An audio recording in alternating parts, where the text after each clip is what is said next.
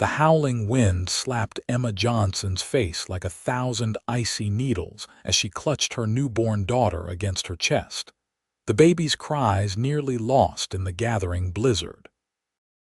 The trading post's wooden door had already slammed shut behind her, and through frosted windows, she could see the stagecoach that had abandoned her disappearing into the swirling white abyss of the Colorado winter of 1873.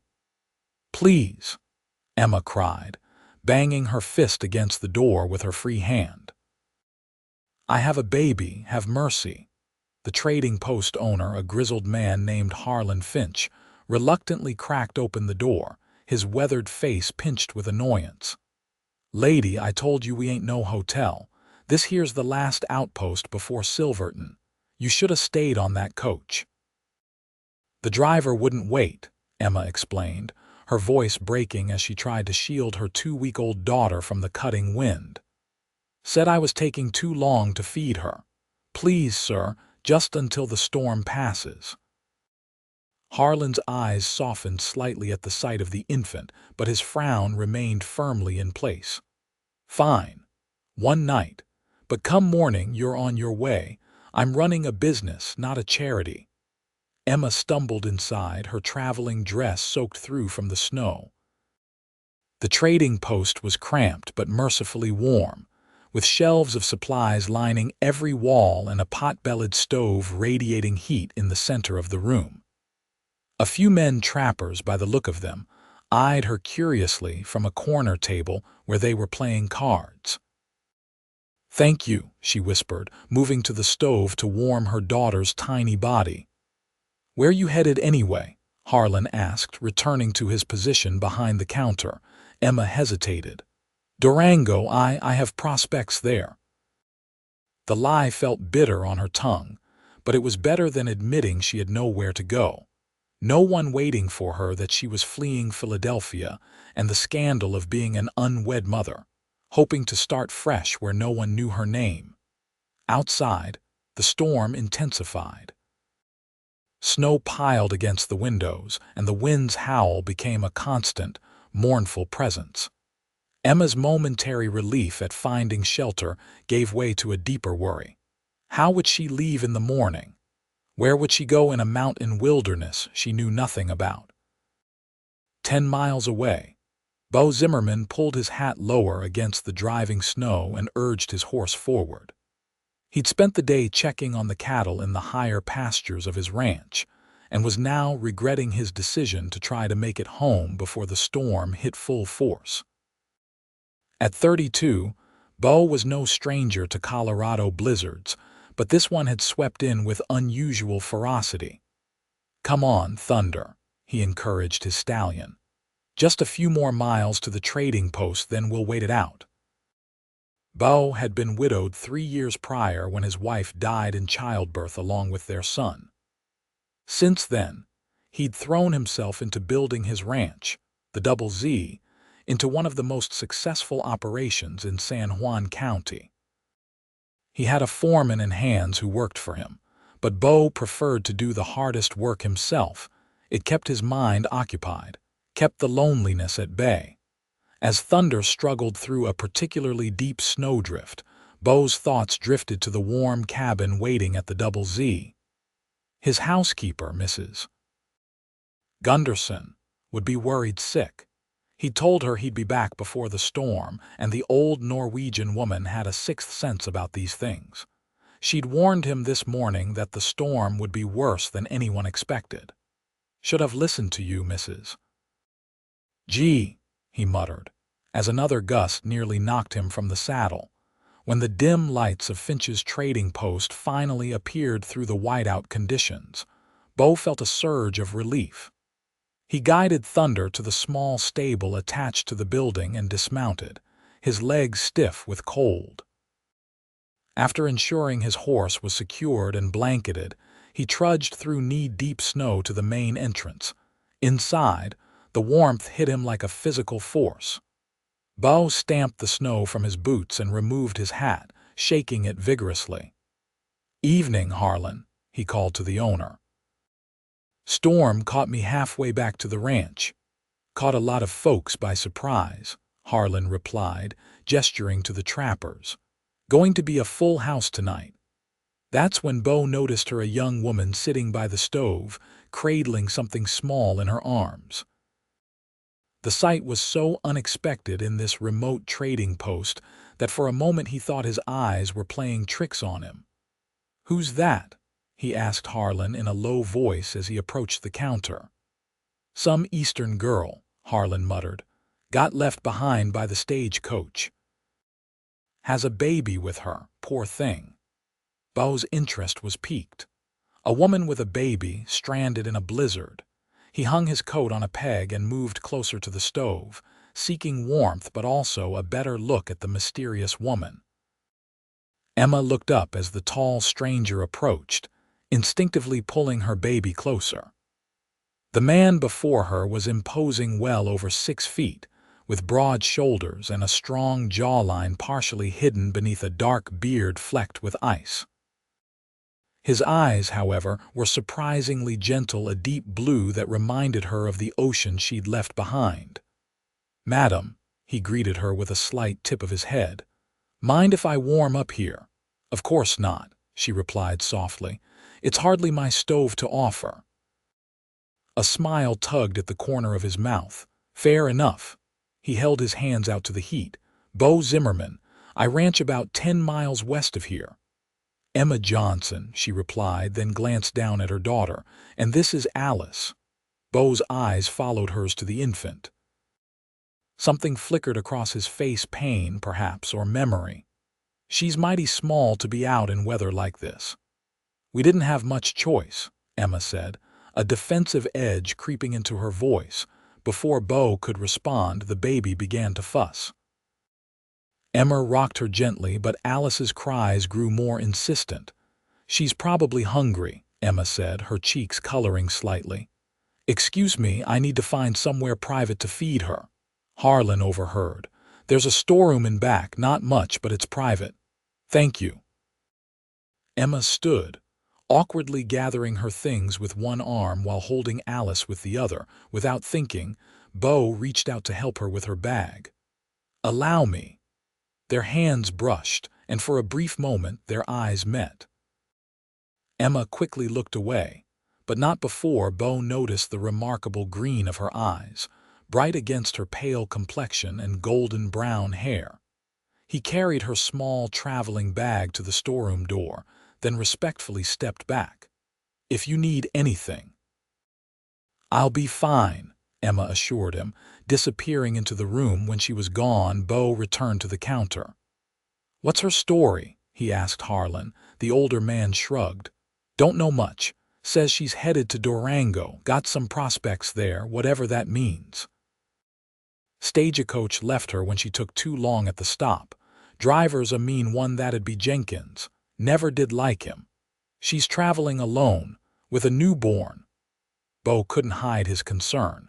"Ain't my business," Harlan replied, though his expression suggested he wasn't entirely indifferent.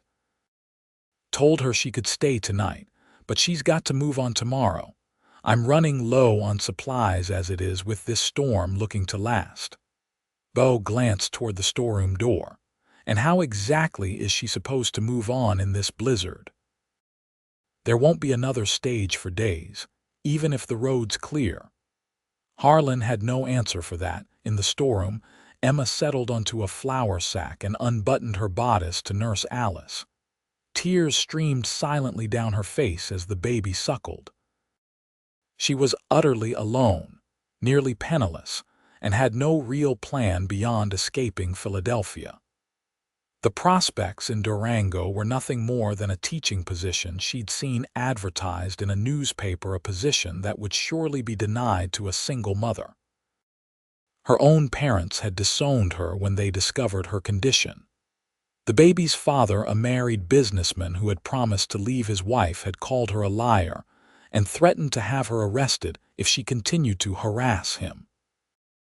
With nowhere to turn and her reputation in tatters, Emma had gathered what little money she had and headed west, where she hoped her past wouldn't follow.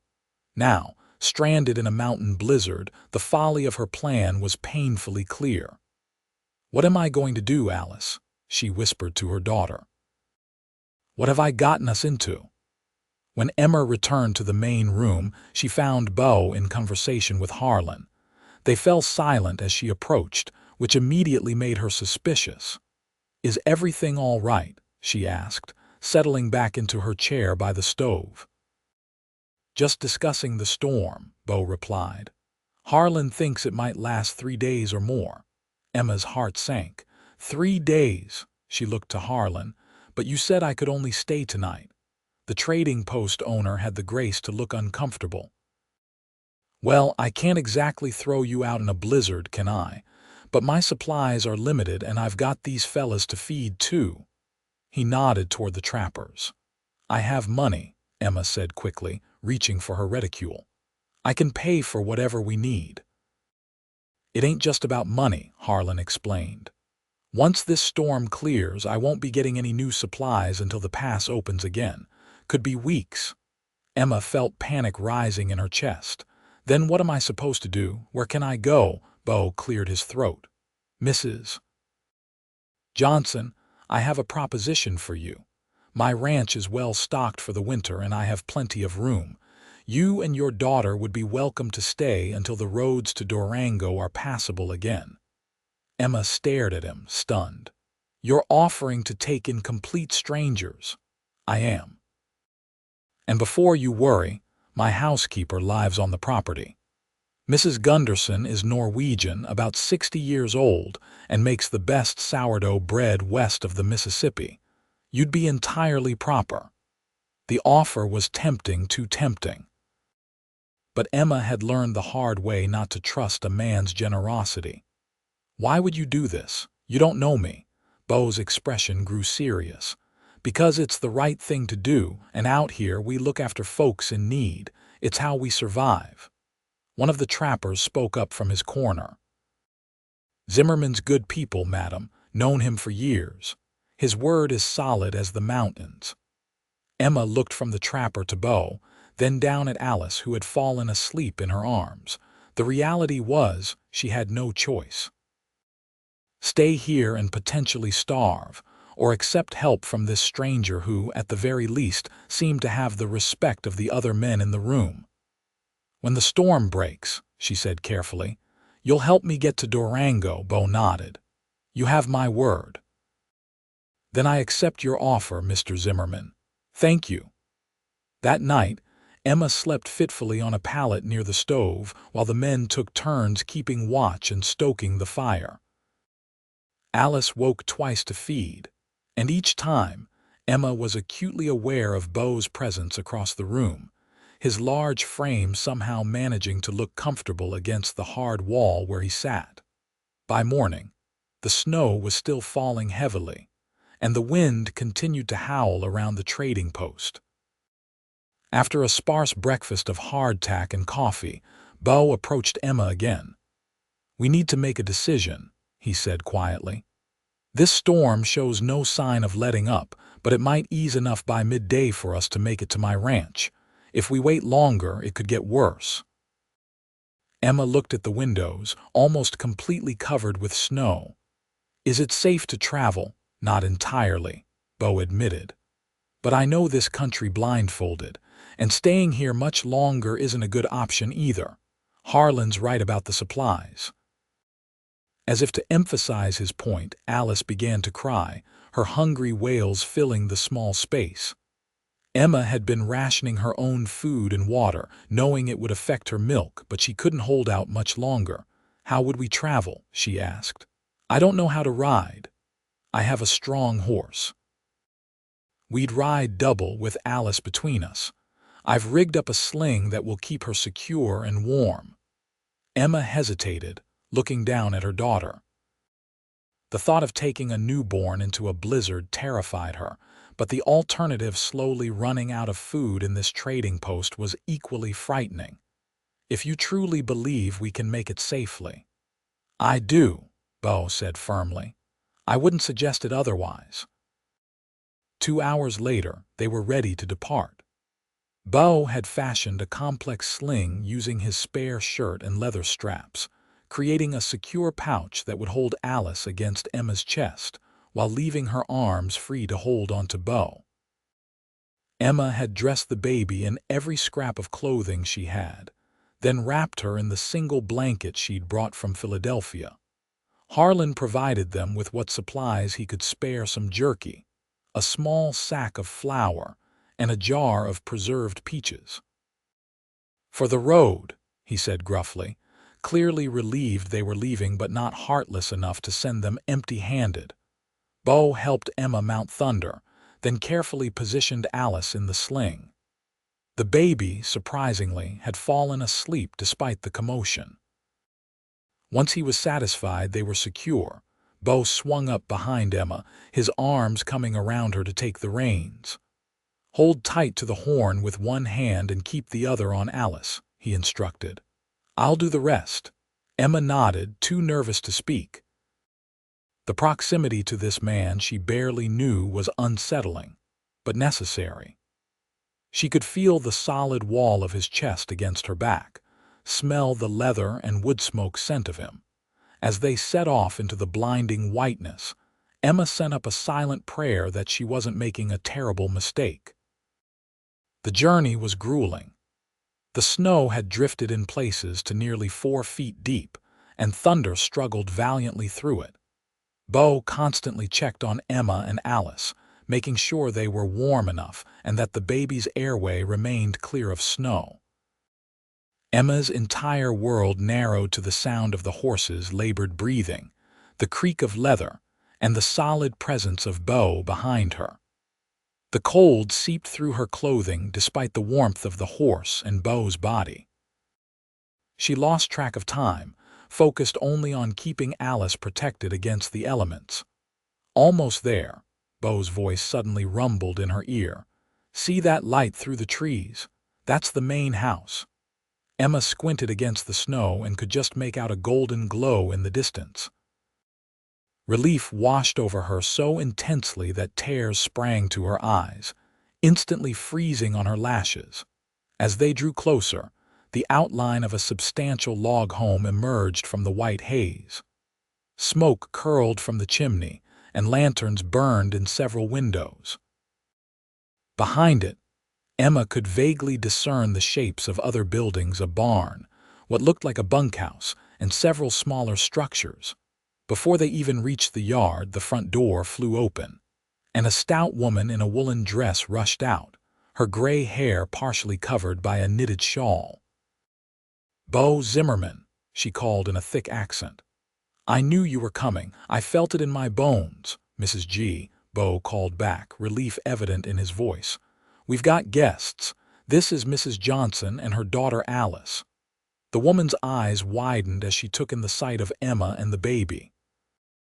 Heavens above, get them inside this instant. Within minutes, Emma found herself being ushered into the warmest kitchen she'd ever experienced. A massive iron stove radiated heat and delicious smells filled the air. Mrs. Gunderson clucked and fussed, helping Emma out of her frozen outer garments while Beau saw to Thunder.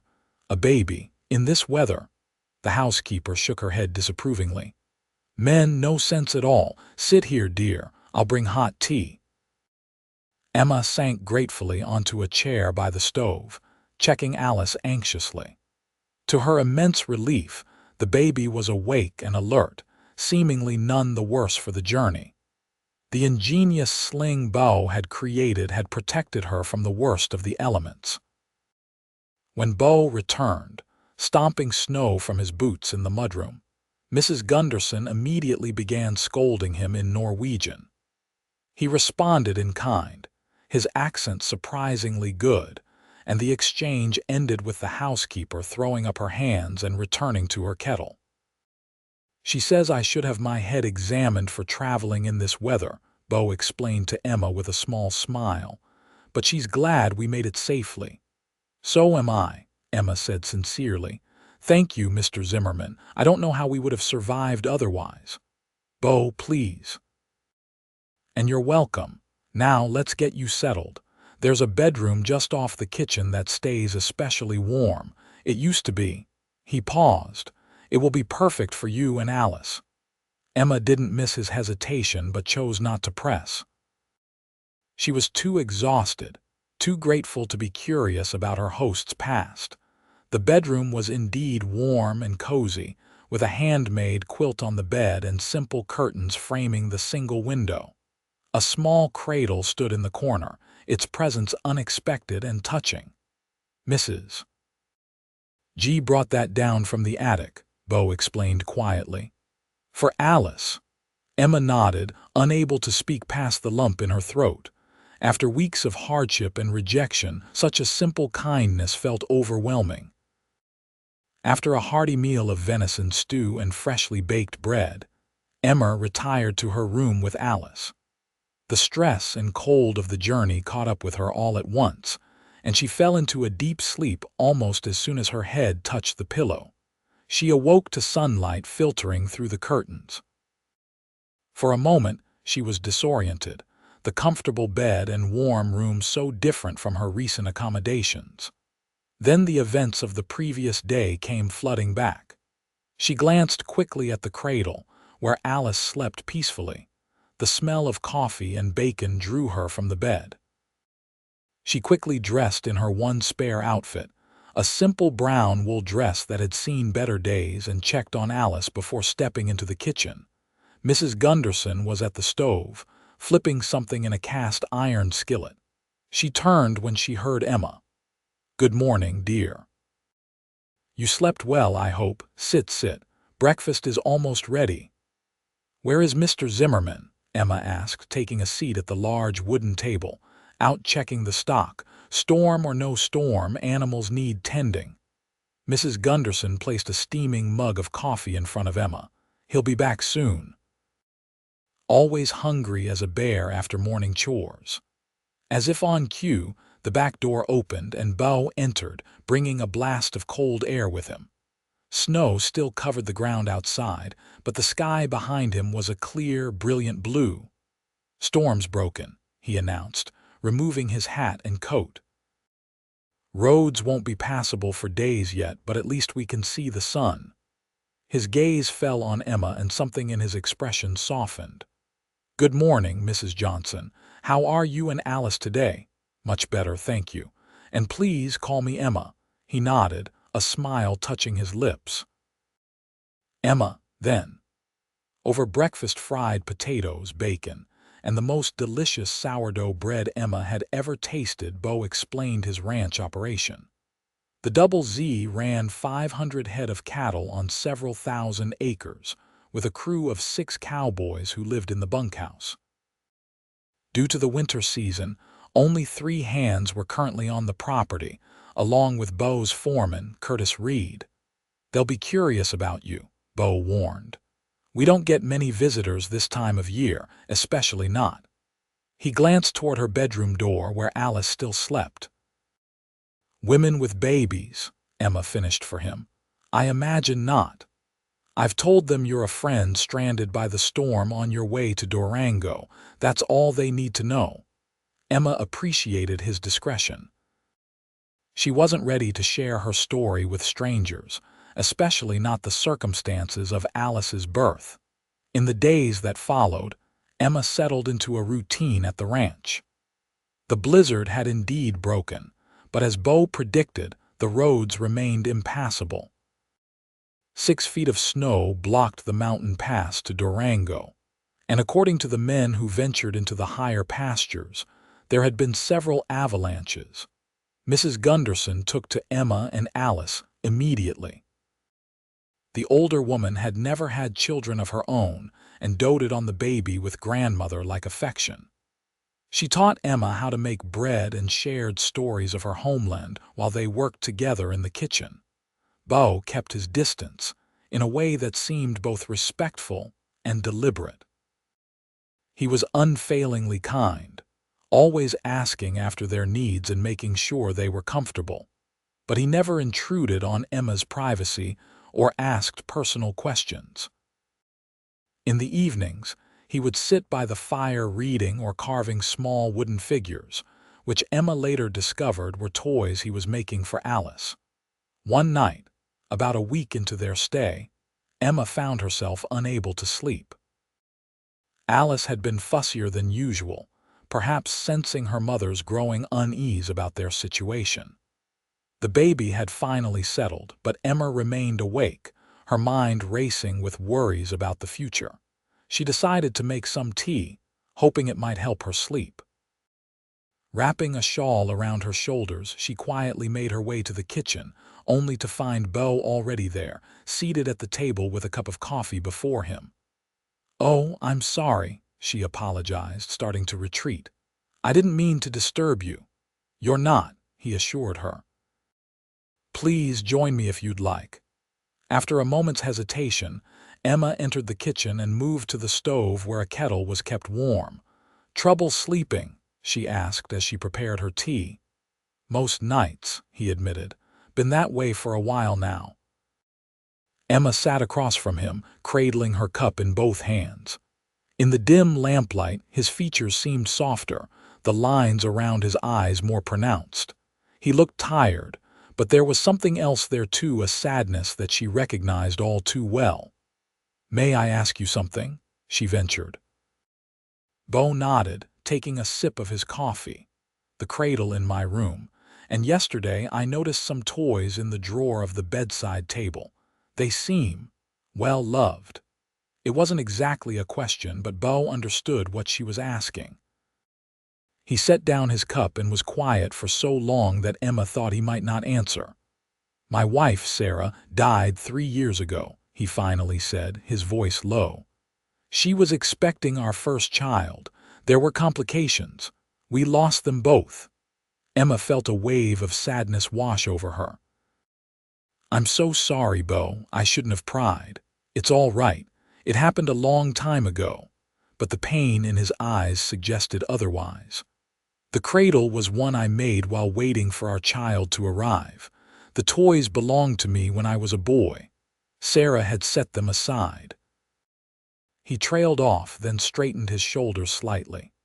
"Anyway, that's why Mrs. G was so quick to bring them down for Alice.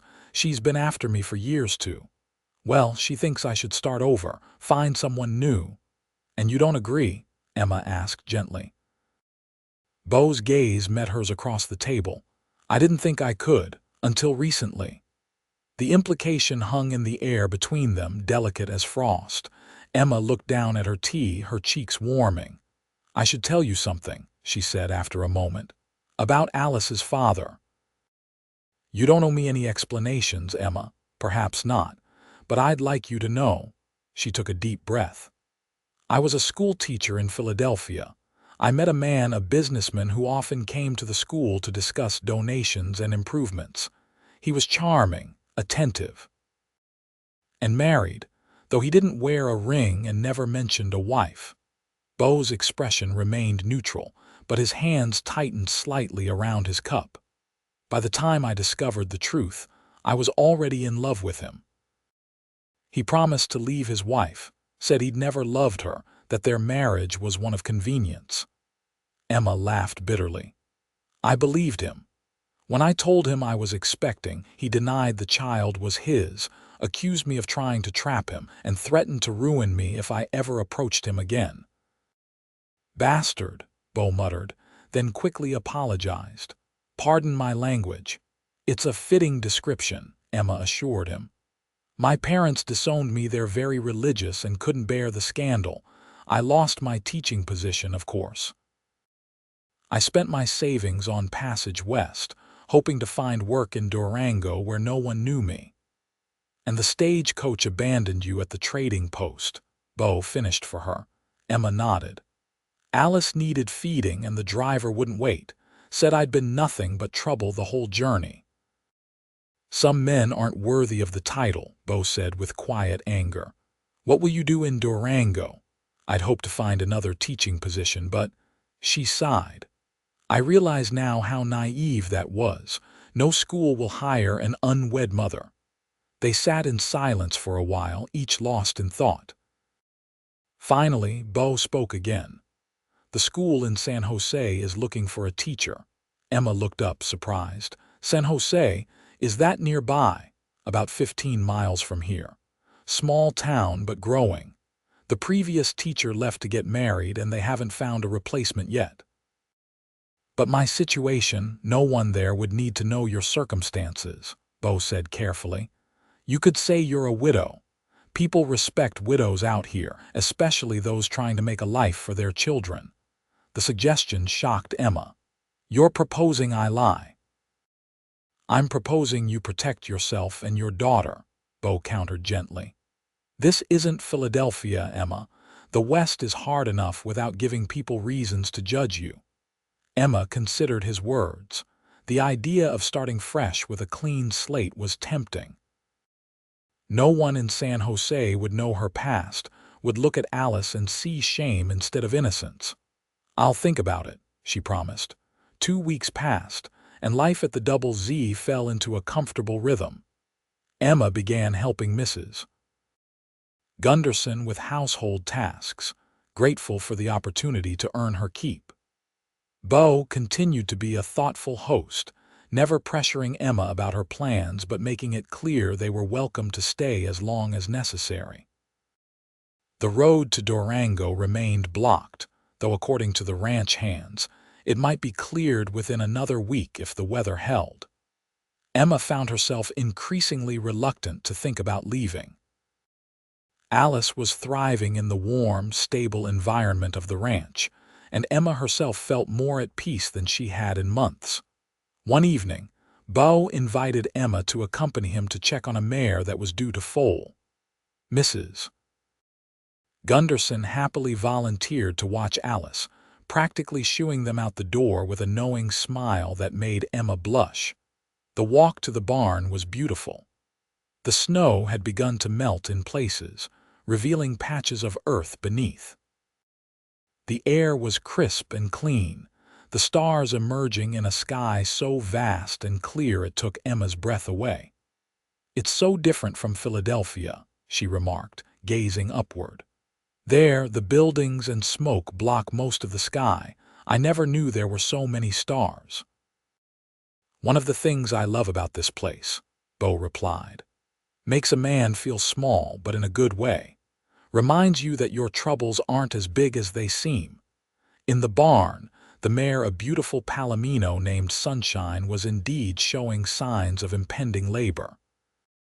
Beau checked her carefully, his large hands surprisingly gentle as they examined the animal. Might be tonight, he told Emma. First foal is always the hardest. I'll need to keep an eye on her. May I stay and help? Emma asked. I've never seen a horse give birth. Beau seemed surprised by her interest but nodded. It can get messy and sometimes complicated. I've already had a baby in a stagecoach, Emma reminded him with a small smile. I think I can handle it. He chuckled at that. Fair point. They settled on a bench near Sunshine's stall, close enough to observe but not so close as to distress the mare. Beau had brought lanterns, which cast a warm glow throughout the barn. The only sounds were the occasional nickering of horses and the soft rustle of hay as Sunshine paced her stall. Tell me about your ranch, Emma said after a while. How did you come to be here? Beau leaned back against the wall. My father brought us west when I was 12. He'd been a farmer in Tennessee, but after my mother died, he couldn't stand to stay on the land they'd worked together. We came to Colorado in '53 during the early gold rushes. Pa wasn't interested in mining, though. He wanted land. Did he find it, eventually? Worked for other ranchers for years, saving every penny. Bought our first 100 acres when I was 17. By the time he died 10 years ago, we had 1,000. I've added the rest since then. He'd be proud of what you've built, Emma said sincerely. Beau's gaze was distant. I hope so. He was a good man, tough but fair, taught me everything I know about cattle and horses. He turned to look at her. What about your family? Besides your parents, I mean, any siblings? 2 older brothers. They both fought for the Union in the war. James didn't come home. Thomas did, but he was changed. He headed west himself a few years ago. I haven't heard from him since. I'm sorry about James, Beau said softly. War's a terrible thing. Yes, it is, though I suppose it was necessary. Emma hesitated, then asked, "Did you fight?" Beau nodded. "Cavalry. 2 years with the Union before a Confederate bullet found my shoulder and sent me home." He rolled his left shoulder unconsciously. "Still aches when the weather changes. That's how I knew the blizzard was coming. Woke up that morning feeling like someone was driving a hot poker through the joint." "Is that why you went to check the cattle that day? Because you knew the storm was coming?" "Partly. Also because I'm stubborn as a mule, according to Mrs. G." Emma laughed, a sound that seemed to please Beau immensely. His eyes crinkled at the corners and he smiled broadly, transforming his usually serious face. "You should laugh more often," he told her. "It suits you." Before Emma could respond, Sunshine let out a distressed whinny. Beau was on his feet immediately, moving to the stall door. "It's starting," he said, his voice taking on a focused quality. "If you're staying, I could use your help." For the next 3 hours, Emma assisted Beau as Sunshine labored to deliver her foal. The process was indeed messy and at times nerve-wracking, particularly when the foal seemed to be positioned wrong. Beau had to reach inside the mare to adjust the baby's legs, his arm disappearing up to the shoulder while Emma held the lantern and soothed the anxious mother. Finally, with a rush of fluid and a last mighty push from Sunshine, the foal slid into the world. It was a colt, golden like his mother with a white blaze down his face. "He's beautiful," Emma breathed, watching as Beau cleared the membrane from the foal's nose and mouth. "That he is," Beau agreed, his hands moving expertly to check the newborn. "And healthy from the looks of it." "Good job, Sunshine," he added to the mare, who was already turning to sniff her baby. They stayed until the foal had successfully stood on its wobbly legs and found his mother's milk. The sight of the new life, so determined and perfect, brought tears to Emma's eyes. "Remarkable, isn't it?" Beau said, noticing her emotion. "Never gets old, no matter how many foals I deliver." "It's a miracle," Emma agreed. "Like all births." As they walked back to the house under the starlit sky, Beau reached for Emma's hand. The gesture was tentative, giving her every opportunity to pull away.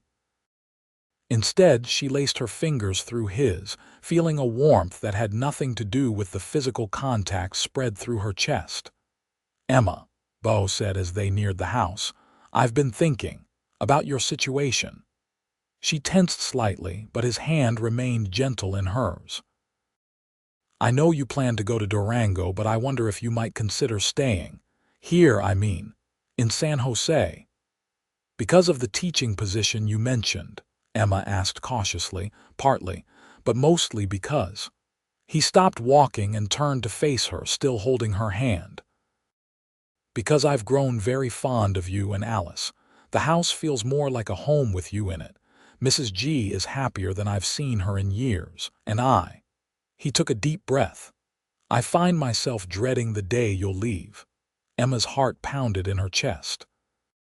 "Beau, you don't have to answer now," he said quickly. "I know it's sudden, and I'm not proposing anything improper. Just consider staying, at least for a while longer." The vulnerability in his eyes touched something deep inside Emma.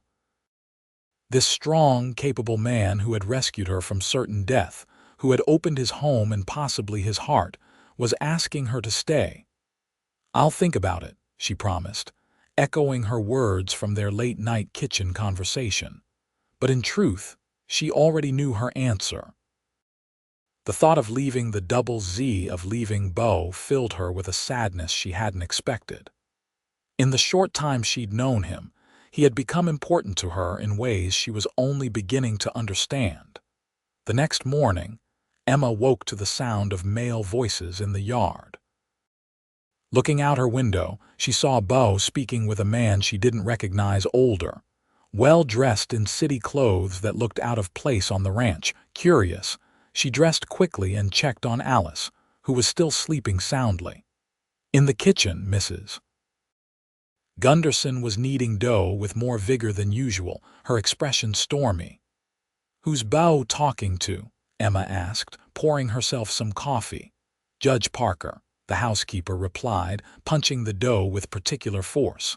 "From Durango. Road must be clearing if he made it through."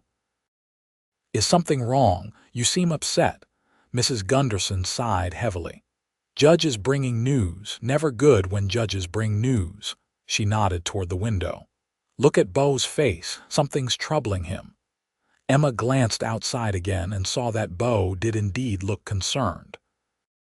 He was shaking his head at whatever the judge was saying. A few minutes later, the front door opened, and Beau entered alone. His expression was grim as he hung up his hat. "Everything all right?" Emma asked. "Judge Parker came to warn me." "Apparently, there's been some trouble with land claims in the county. A mining company is trying to challenge some of the ranchers' deeds, claiming the land contains valuable mineral rights that weren't properly transferred." "Can they do that?" Emma asked, alarmed. "They're trying. They've hired lawyers from Denver and are bringing a case before the territorial court." Beau ran a hand through his hair, a gesture Emma had come to recognize as a sign of stress. "I need to ride into San Jose today, see if anyone else has heard about this. The judge says several ranchers are already organizing to fight it. Will you be gone long? Just for the day. I should be back by supper." He hesitated. "Would you like to come with me, see the town? Alice too, of course." The invitation surprised Emma. "Are you sure? Wouldn't we be in the way if you have business to attend to?" "Not at all. I'd welcome the company, and it would give you a chance to see San Jose, maybe even meet the school board chairman if he's around." Emma considered the offer. She was curious about the town that might become her new home, and after weeks at the ranch, the idea of a change of scenery was appealing. "I'd like that," she decided. "Let me get Alice ready." An hour later, they were on their way to San Jose in Beau's wagon. The snow had indeed melted considerably on the main roads, though drifts still lined the sides like white walls. Alice, bundled warmly against the lingering chill, seemed fascinated by the motion of the wagon and the changing scenery. "She's an easy baby," Beau remarked, glancing at Alice, who was cradled in Emma's arms. "Good-natured." "Most of the time," Emma agreed, "though she has her moments, usually in the middle of the night." "All the best people are difficult at times," Beau said with a wink that made Emma's cheeks warm despite the cool air. San Jose turned out to be a charming, if small, frontier town nestled in a valley surrounded by mountains. A single main street ran through the center, lined with wooden buildings including a general store, a bank, a saloon, a small hotel, and various other businesses. A white church with a modest steeple stood at one end of the town, while a schoolhouse was visible on a slight hill at the other. People nodded and waved as Beau drove the wagon down the street, clearly recognizing and respecting him. He returned the greetings with easy familiarity, occasionally calling people by name. "Everyone seems to know you," Emma observed. "Small town," Beau explained. "And I do business with most of them. The general store takes our beef, the bank handles our accounts, and so on." He pulled the wagon to a stop in front of the general store, then came around to help Emma down. The gesture was unnecessary. She'd been getting in and out of wagons and stage coaches for weeks on her journey west, but she appreciated the courtesy. Inside the store, they were greeted warmly by the proprietor, a round man with spectacles perched on his nose. "Beau Zimmerman." "And who's this lovely lady?" the man asked, his curious gaze moving from Emma to Alice. "Harold, this is Mrs. Emma Johnson and her daughter Alice. They've been staying at the ranch while the pass was blocked." "Emma, this is Harold Matthews, owner of the finest general store in San Juan County." "The only general store," Harold corrected good-naturedly. "A pleasure to meet you, Mrs. Johnson. Any friend of Beau's is welcome here." As Beau discussed the mining company's situation with Harold, Emma browsed the store's offerings. It was well stocked for a frontier establishment, with everything from canned goods to fabrics to tools. She lingered near a display of books, running her finger along the spines longingly. It had been weeks since she'd had anything new to read. "See something you like?" Beau asked, appearing at her side. Emma quickly withdrew her hand. "Just looking. I've always loved books." "Then you should have one." He reached for a volume, a collection of poems by Tennyson. "Consider it a gift." "Oh, I couldn't, please. It would give me pleasure to know you have something to read on quiet evenings." The sincerity in his voice made refusal impossible. "Thank you," Emma said, accepting the book. "It's very thoughtful of you." Their next stop was the schoolhouse, where they were fortunate to find Mr. Whitman, the school board chairman, reviewing some repairs that were being made to the roof. Beau made the introductions, describing Emma as a highly qualified teacher from Philadelphia who was considering settling in the area. Mr. Whitman, a tall, thin man with a scholarly air despite his frontier attire, was immediately interested. "We've been without a proper teacher for nearly 3 months," he explained to Emma.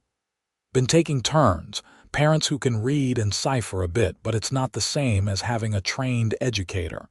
"You say you taught in Philadelphia?" "For 5 years," Emma confirmed. "Children ages 6 to 12. "Perfect. That's exactly our age range. Would you like to see inside?" The schoolhouse was simple but well maintained, with rows of wooden desks facing a teacher's desk and blackboard. Shelves along one wall held a modest collection of books and supplies. "We have about 20 students when everyone attends," Mr. Whitman said, watching Emma as she examined the space. "Mostly ranchers and merchants' children, with a few from the mining families up in the hills." "It's a lovely school," Emma said sincerely. "The position pays $30 a month, plus lodging in the small cottage behind the school. It's not much, just 2 rooms, but it's sound and has a good stove." Emma's heart leapt at the mention of lodging. That had been her biggest concern about finding work where she and Alice would live. "Mr. Whitman," Beau interjected, "Mrs. Johnson is a widow with a young child. Would that be an issue for the board?" Emma shot Beau a startled look, but he gave a slight shake of his head, silently asking her to trust him. "Not at all," Mr. Whitman assured them. "In fact, Mrs. Peterson, our previous teacher, was a widow when she first came to us. It was only when she remarried that she gave up the position." He smiled kindly at Emma. "We judge by capability here, Mrs. Johnson, not circumstances.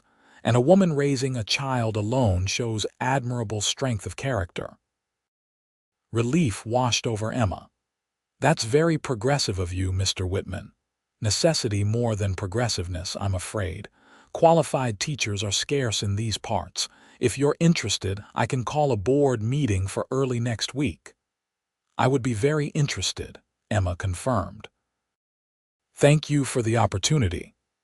As they left the schoolhouse, Emma's mind was racing with possibilities. A teaching position, a cottage of her own, a fresh start in a town where people seemed kind and open-minded. It was more than she had dared to hope for. "You told him I'm a widow," she said quietly to Beau as they walked back to the wagon. "I hope you're not angry," he replied. "I thought it would make things simpler." "It's not that I'm angry, it's just—" She sighed. "Another lie. I came west to start fresh, to be honest." Beau stopped walking and turned to face her. "Emma, listen to me. Out here, people respect privacy. They respect a person's right to leave their past behind and be judged by their actions, not their history.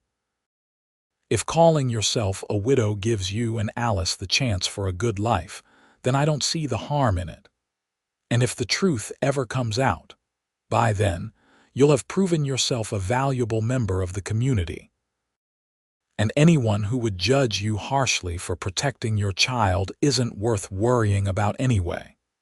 His conviction was comforting, but Emma still felt uneasy about building her new life on a falsehood. Before she could express this, however, a commotion further down the street caught their attention. A group of men had gathered outside the bank, their voices raised in angry discussion. One of them spotted Beau and called out to him, "Zimmerman, you heard about this mining company business." Beau handed Alice back to Emma. "Stay here a moment," he said, then strode toward the group. Emma watched as he joined the conversation, his tall figure commanding attention even among the other ranchers. She couldn't hear what was being said, but the men's expressions and gestures suggested the situation was serious. After several minutes, Beau returned to Emma, his expression troubled. "Bad?" she asked. "Potentially. The company's claiming rights to a vein of silver they say runs under half the ranches in the county, including mine. They've filed papers in Denver trying to invalidate our land claims." He sighed heavily.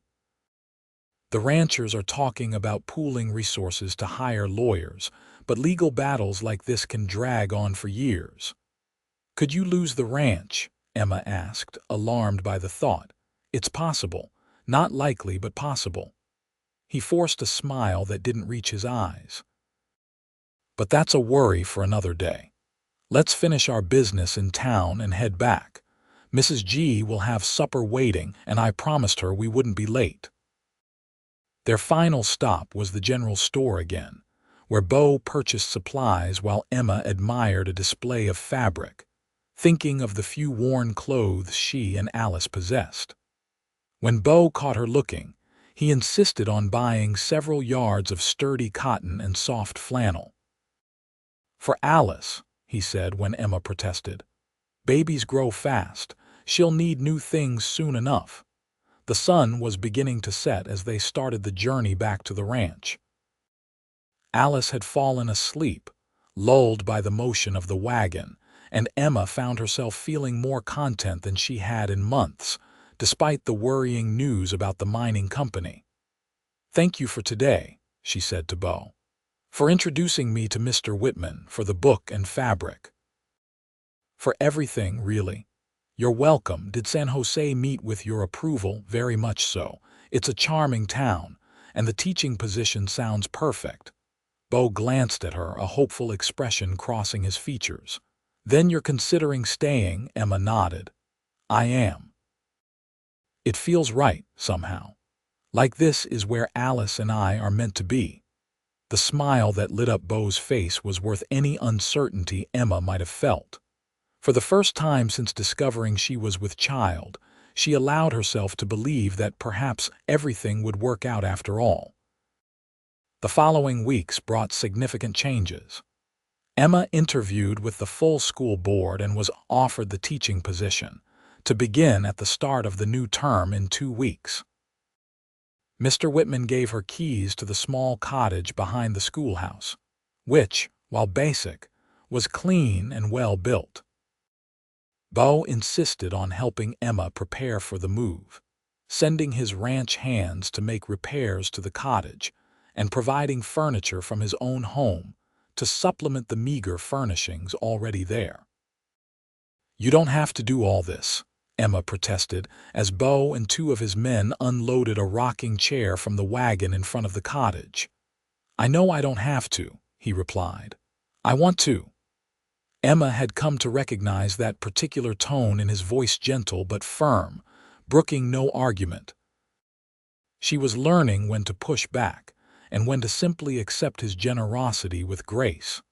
The day before Emma and Alice were set to move into the cottage, Beau asked Emma to join him for a ride to a special place on his property. Mrs. Gunderson once again volunteered to watch Alice, giving Emma a significant look that made her wonder just how obvious her growing feelings for Beau were becoming. They rode out in the late afternoon, Beau on Thunder and Emma on a gentle mare named Daisy. Emma had never ridden before coming to the Double Z, But Beau had proven to be a patient teacher, and she now felt comfortable enough in the saddle for longer excursions. "Where are we going?" she asked as they rode side by side across a meadow where wildflowers were beginning to emerge from the melting snow. "There's a spot on the western ridge that I think you'll like," Beau replied. "Best view on the whole ranch, especially at sunset." The ride took nearly an hour, climbing gradually into the foothills. Emma marveled at the changing landscape from the open meadows near the ranch house to pine forests that gave way to rocky outcroppings as they ascended. Finally, they reached a clearing on a ridge that overlooked the entire valley. The ranch buildings were visible in the distance, and beyond them, the small cluster of structures that made up San Jose. Mountains rose on all sides, their snow-capped peaks glowing pink and gold in the late afternoon light. "It's breathtaking," Emma said as Beau helped her dismount. "I come here to think," he told her, securing the horses to a nearby tree. "Or sometimes just to remember how fortunate I am to call this place home." He spread a blanket on a flat rock, and they sat side by side, taking in the panoramic view. The air was cool but not uncomfortable, and the setting sun bathed everything in warm, golden light. "I wanted to give you something," Beau said after a while, reaching into his coat pocket. "A going-away present, I suppose, though you won't be far." He handed her a small wooden box, intricately carved with a pattern of wildflowers. Emma opened it to find a delicate silver locket on a chain. "Beau, it's beautiful," she breathed, lifting the locket to examine it more closely. "Open it," he encouraged. Inside was a tiny sketch of Alice, remarkably detailed despite its small size. On the opposite side was an empty space. "I thought you might want to add a portrait of someone else someday," Beau explained. "Your parents, perhaps, or—" He hesitated. "Someone special." Emma looked up at him, touched beyond words by the thoughtfulness of the gift. "Did you draw this? It looks exactly like her." Beau nodded, a hint of embarrassment coloring his features. "I used to draw more before." "Well, before. It's been a while, but some skills you don't forget. It's perfect, thank you." Emma closed the locket and put it around her neck where it settled just below her collarbone. "I'll treasure it always." They sat in companionable silence as the sun continued its descent toward the horizon. Emma was acutely aware of Beau beside her, the steady rhythm of his breathing, the warmth radiating from his body, the subtle scent of leather and pine that she had come to associate with him. "Emma," he said finally, his voice softer than usual, "there's something I need to ask you." She turned to look at him, suddenly nervous at his serious tone. "Yes, these past weeks, having you and Alice at the ranch, it's changed things for me, changed me." He took a deep breath. "I know you're set to move to the cottage tomorrow, and I understand why that's important to you, having your own place, your independence. I respect that. But," Emma prompted when he paused, "but I find myself wishing you wouldn't go. Not just because I enjoy your company, though I do enormously. It's more than that." He took her hand in his touch gentle but sure. "Emma, I've fallen in love with you, with both of you, and while I know it's soon, perhaps too soon, I wanted you to know before you left." Emma's heart seemed to stop, then race forward at twice its normal speed. "Beau, you don't need to say anything now," he assured her quickly. "I don't expect you to return my feelings, especially after everything you've been through. I just couldn't let you go without telling you the truth." "The truth," Emma repeated, the word resonating with her own internal struggle over the lies she would be living in San Jose. "Beau, I care for you deeply. These weeks at the ranch have been the happiest of my life despite everything. You've been so kind, so generous. But—" Now it was his turn to prompt her. "But I'm afraid," she admitted. "Afraid of depending too much on you, of building a life on deception, of being hurt again. She looked down at their joined hands. The last man I trusted with my heart betrayed me in the worst possible way. I'm not him, Beau said simply, and I never will be. I know that, Emma replied, looking up to meet his gaze. In my heart I know that, but my mind still fears. Beau nodded, understanding in his eyes. Then take all the time you need. Move to the cottage, start teaching, find your footing. I'll be here, Emma. Whenever you're ready, if you're ever ready, I'll be here. The sincerity in his voice moved her deeply. This was a man unlike any she had ever known, honorable, patient, and true to his word. A man who had ridden through a blizzard to save her and Alice, who had opened his home and his heart without expectation of return. In that moment, looking into his eyes as the sun set behind the mountains, Emma made a decision. Beau, she said softly, I don't want to leave. He stared at her, hope and confusion warring in his expression. What are you saying? I'm saying that I've fallen in love with you too, that the thought of leaving the ranch, leaving you, makes my heart ache. That despite my fears, I want to trust again, to build a life with someone who deserves that trust. Beau's face transformed with joy, years seeming to fall away as he smiled. Are you sure? In answer, Emma leaned forward and kissed him. It was a gentle kiss, tentative at first but deepening as Beau's arms came around her, drawing her closer. When they finally parted, they were both breathless. I'll take that as a yes, Beau murmured, resting his forehead against hers. Emma laughed softly. It's a yes, but I still want to teach. The school needs me and I need to work to contribute. Of course. I wouldn't ask you to give that up. You can ride to town each day or stay at the cottage during the week if that's easier. His expression grew serious again. Emma, I want to be clear about something. I'm asking you to marry me. You and Alice would have my name, my protection, my devotion for as long as I live. Are you proposing, Beau Zimmerman? Emma asked, her voice teasing despite the tears that had begun to gather in her eyes. I believe I am, Emma Johnson, though not very well, I'm afraid. I should be on one knee with a ring. This is perfect, she interrupted him, just as it is. Then will you marry me, be my wife, let me be a father to Alice, make a family together? Yes, Emma whispered, joy filling her heart. Yes to all of it. The kiss that followed sealed their promise as the last rays of the sun gilded the mountains and valley below, painting their world in shades of gold and promise. They were married 2 weeks later in the small white church in San Jose, with Mrs. Gunderson and Mr. Whitman as witnesses.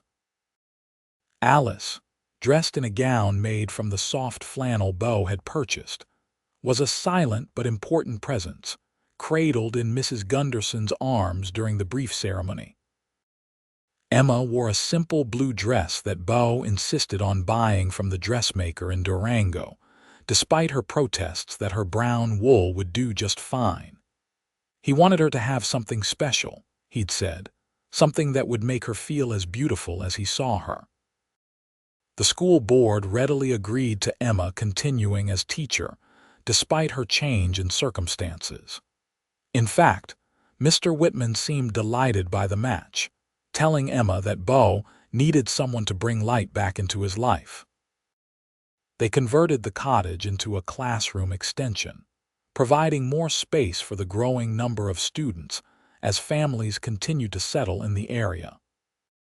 Emma rode to town each day to teach, returning to the ranch in the afternoon unless weather made travel difficult, in which case she would stay overnight in the cottage.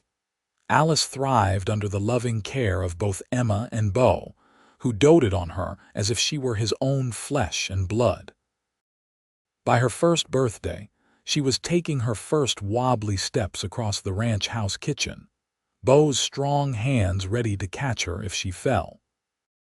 The mining company's challenge to the land claims was eventually defeated in court, thanks to the united efforts of the ranchers and some skilled legal work by a lawyer from Denver whom Beau helped to hire. The Double Z remained secure, and under Beau's management, continued to prosper.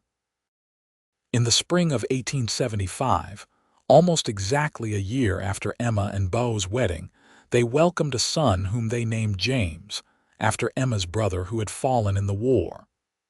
Mrs. Gunderson declared him the spitting image of his father, with his dark hair and blue eyes, though Emma insisted he had her nose. Alice, now too, was fascinated by her baby brother and appointed herself his protector, bringing her favorite toys to his cradle and reading to him from picture books in a serious little voice that made Beau and Emma exchange amused glances over her head. One evening, as they sat on the porch watching the sunset, Alice and James both asleep inside under Mrs. Gunderson's watchful eye, Emma turned to her husband. "You ever think about that blizzard?" she asked. "The one that brought us together?" Beau nodded, his arm tightening around her shoulders. "Often. I think about how close we came to never meeting. If I'd stayed at the ranch that day instead of checking the herd, if you hadn't been left at the trading post." "So many coincidences," Emma mused, "or perhaps not coincidences at all." "What do you mean?" "Sometimes I think we were meant to find each other, that all the heartache and struggle was leading us here to this life, this family." Beau considered this, his expression thoughtful. "I'd like to believe that. That Sarah and my son didn't die in vain, that your journey west wasn't just the result of a man's cruelty, that it was all part of some greater plan. A plan that gave Alice a father who would ride through a blizzard to bring her home," Emma said softly, "and gave me a love I never thought I'd find." Beau leaned down to kiss her, his touch still sending the same thrill through her as it had that first time on the ridge. "I'd ride through 100 blizzards for you, Emma Zimmerman, for all of you." As the sun dipped below the mountains, painting the sky in shades of pink and gold, Emma rested her head on her husband's shoulder, content in the knowledge that she had found not just shelter from a storm, but a home for her heart. In the years that followed, the Zimmerman family continued to grow and thrive. Emma taught at the San Jose school until their third child, a daughter they named Sarah after Beau's first wife, was born in 1878. By then, the town had grown large enough to afford 2 teachers, and Emma was able to reduce her hours to spend more time with her children. Alice, growing into a thoughtful and intelligent young woman, showed a remarkable talent for drawing that Beau nurtured with lessons and supplies. She would sit for hours on the ridge where Beau had proposed to Emma, sketching the landscape with increasing skill and sensitivity. James inherited his father's affinity for ranching, following Beau around from the time he could walk, soaking up knowledge about cattle and horses like a sponge. By the age of 10, he could ride as well as most of the ranch hands and was already talking about which sections of the property he would manage when he grew up. Sarah, their youngest, was a spirited child with Emma's golden brown hair and green eyes, but Beau's determination and strength of will. She kept them all on their toes with her adventures and questions, her curiosity about the world insatiable. The mining boom in Colorado eventually waned, but the cattle industry remained strong. The Double Z expanded to include sheep as well as cattle, and Beau's progressive ranching methods made it one of the most successful operations in the state. Emma never regretted her decision to stay, to build a life with Beau. The love that had begun in the midst of a blizzard only deepened with time, weathering the inevitable storms of life, illness, drought, financial challenges with the same strength and resilience that had characterized their beginning. And sometimes, on winter evenings when snow dusted the mountains and the wind sang around the eaves of their home, Emma would touch the silver locket that still hung around her neck, now containing portraits of all 3 children, and remember the desperate young woman who had been abandoned at a trading post, and the man who had braved a blizzard to bring her home.